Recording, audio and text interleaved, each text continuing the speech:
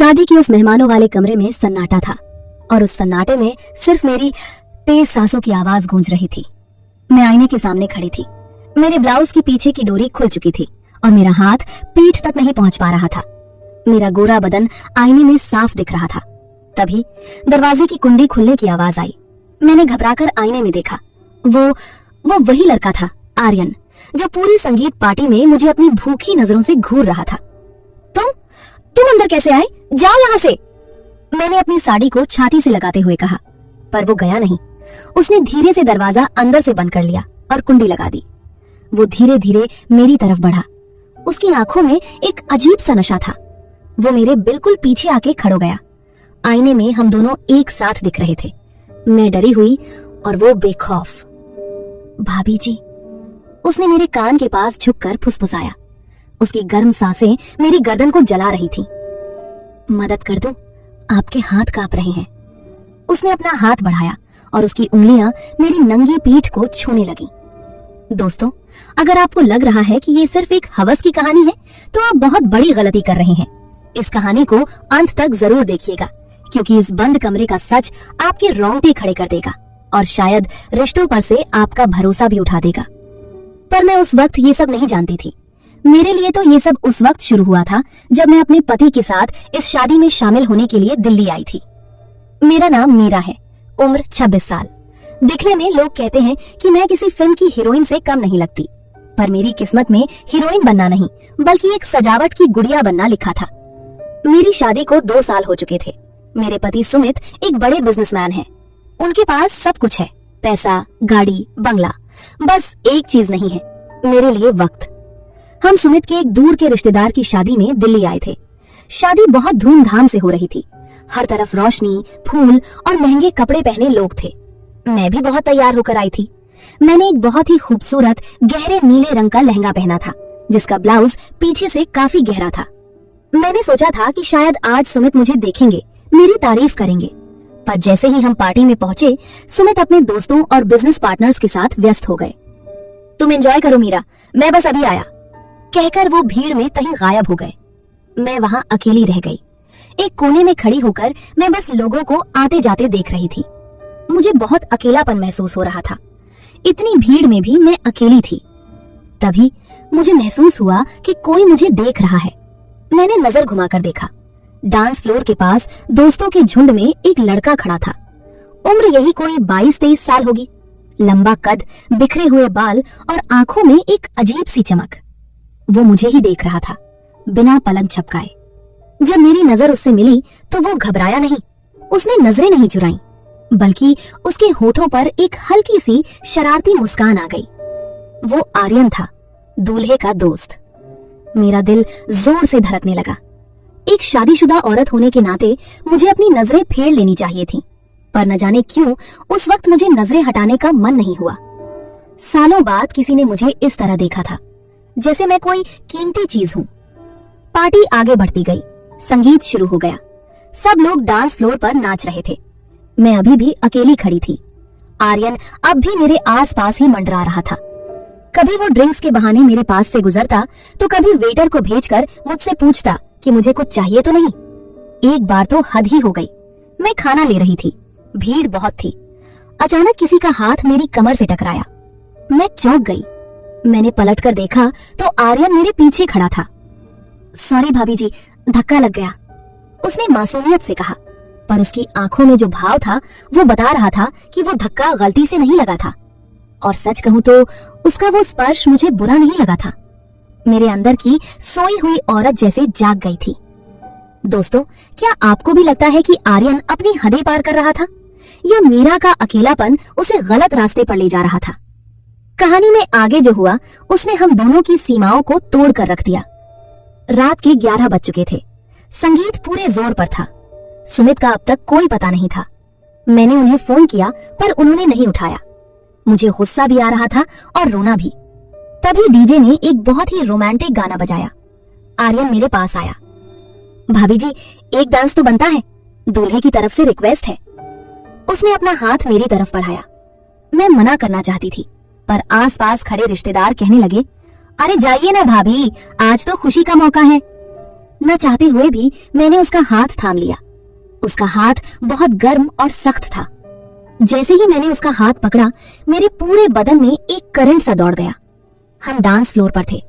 आर्यन ने अपना दूसरा हाथ मेरी कमर पर रखा। उसकी पकड़ बहुत मजबूत थी। वो मुझे अपनी तरफ खींच रहा था। हम दोनों एक दूसरे के बहुत करीब थे। आप बहुत सुंदर लग रही हैं मीरा जी, उसने मेरे कान में फुसफुसाया। नीला रंग आप पर बहुत जचता है। मेरे पति ने आज तक मुझे ये नहीं कहा था, और ये अजनबी लड़का भरी महफिल में मेरी तारीफ कर रहा था। मैं शर्म से लाल हो गई। हम घूम रहे थे, नाच रहे थे। दुनिया की नजरों में ये सिर्फ एक डांस था, पर हम दोनों जानते थे कि ये उससे कुछ ज्यादा है। और तभी वो हादसा हुआ। डांस के एक तेज स्टेप में आर्यन का हाथ मेरे ब्लाउज की डोरी से उलझ गया और एक झटके के साथ मेरे ब्लाउज की पीछे की डोरी टूट गई। मुझे लगा जैसे मेरी सांस रुक गई हो। मेरा ब्लाउज ढीला हो गया था। अगर मैं एक पल भी वहां रुकती तो सबके सामने मेरा तमाशा बन जाता। मैंने फौरन अपने दोनों हाथों से अपने ब्लाउज को पीछे से पकड़ा। आर्यन भी समझ गया कि क्या हुआ है। उसके चेहरे पर हवाइयां उड़ने लगी। मैं वहां एक पल भी नहीं रुकी। मैं भीड़ को चीरते हुए भागते हुए वहां से निकली। मुझे याद था कि ग्राउंड फ्लोर पर एक गेस्ट रूम है जो मेहमानों के तैयार होने के लिए रखा गया है। मैं उसी तरफ भागी। मेरी आंखों में आंसू थे। हे भगवान, आज क्या हो जाता। मेरी इज्जत मिट्टी में मिल जाती। मैं उस कमरे में घुसी और जल्दी से दरवाजा बंद कर लिया। मैं आईने के सामने खड़ी होकर अपनी डोरी देखने लगी। वो बुरी तरह टूट चुकी थी। मैं उसे बांधने की कोशिश कर रही थी, पर मेरे हाथ कांप रहे थे और वो मेरे हाथ नहीं आ रही थी। मैं बेबस होकर रोने लगी। अब मैं बाहर कैसे जाऊं? सुमित को फोन करूं, पर वो तो फोन उठा ही नहीं रहे। तभी दरवाजे पर दस्तक हुई। कौन? मैंने डरते हुए पूछा। कोई जवाब नहीं आया। बस दोबारा दस्तक हुई। मुझे लगा शायद कोई लेडीज होंगी। मैंने दरवाजा हल्का सा खोला और सामने आर्यन खड़ा था। उसने मुझे मौका ही नहीं दिया।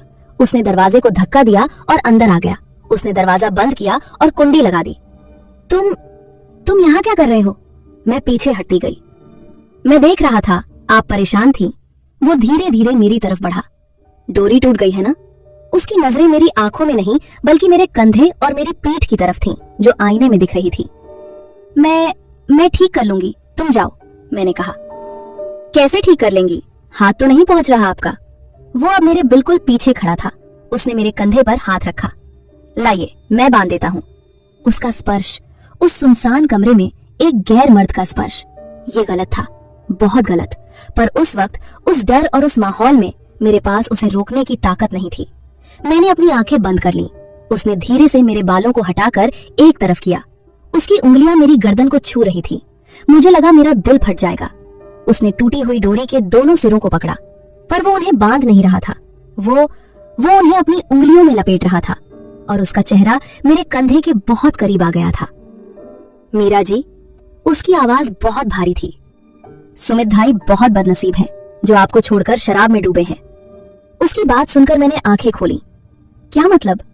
मतलब ये कि अगर आप मेरी होती तो मैं पूरी दुनिया को भूल जाता, पर आपको अपनी नजरों से दूर नहीं होने देता।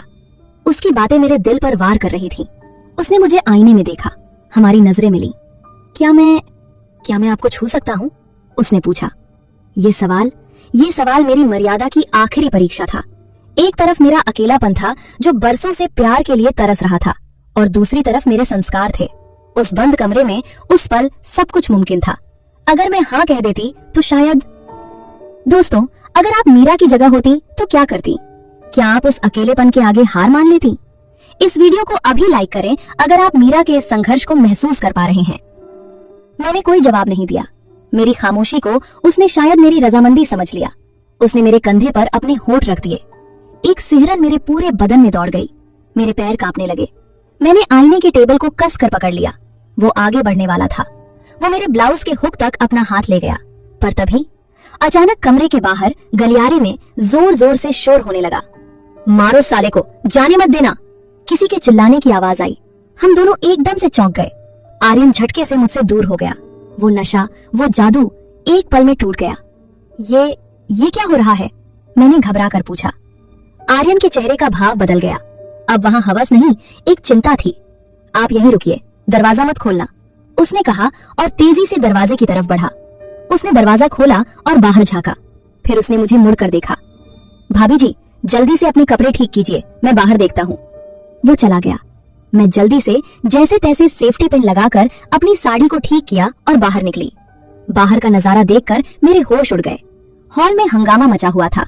कुछ लोग एक आदमी को घेर कर खड़े थे और वो आदमी कोई और नहीं, मेरे पति सुमित थे। सुमित बुरी तरह नशे में थे। वो गिर रहे थे, गालियां दे रहे थे। उन्होंने शायद किसी वेटर के साथ बदतमीजी की थी या किसी मेहमान से झगड़ा किया था। उनके कपड़े खराब हो चुके थे। सब लोग उन्हें हिकारत से देख रहे थे। मेरा सिर शर्म से झुक गया। और आर्यन सुमित को सहारा देकर खड़ा था। वो भीड़ को समझा रहा था, अरे जाने दीजिए, नशा ज्यादा हो गया है, भाई साहब है हमारे। उसने सुमित को संभाला और एक कुर्सी पर बिठाया। फिर उसने मेरी तरफ देखा। मैं एक कोने में खड़ी कांप रही थी। आर्यन मेरे पास आया। चलिए भाभी जी, उसने बहुत ही इज्जत से कहा। मैं आप दोनों को गाड़ी तक छोड़ देता हूँ, यहाँ माहौल ठीक नहीं है। उसकी आंखों में अब वो हवस नहीं थी जो कुछ देर पहले कमरे में थी। अब वहाँ सिर्फ एक जिम्मेदारी थी। उसने मुझे और सुमित को सहारा देकर बाहर निकाला, गाड़ी में बिठाला। सुमित पीछे की सीट पर बेहोश हो गए। मैं उनके पास बैठी थी। आर्यन ड्राइवर की सीट के पास वाली खिड़की पर आया। उसने मुझे पानी की बोतल दी। सॉरी भाभी जी, उसने धीरे से कहा। मैं हैरान थी, सॉरी किस लिए? उस कमरे के लिए, उसने नजरें झुकाकर कहा। मैं बहक गया था। मुझे आपकी मजबूरी का फायदा नहीं उठाना चाहिए था। आप बहुत अच्छी हैं। आप सुमित भाई जैसे शराबी को डिजर्व नहीं करती, इसीलिए शायद। खैर, मुझे माफ कर दीजिएगा। उसकी बातें सुनकर मेरी आंखों में आंसू आ गए।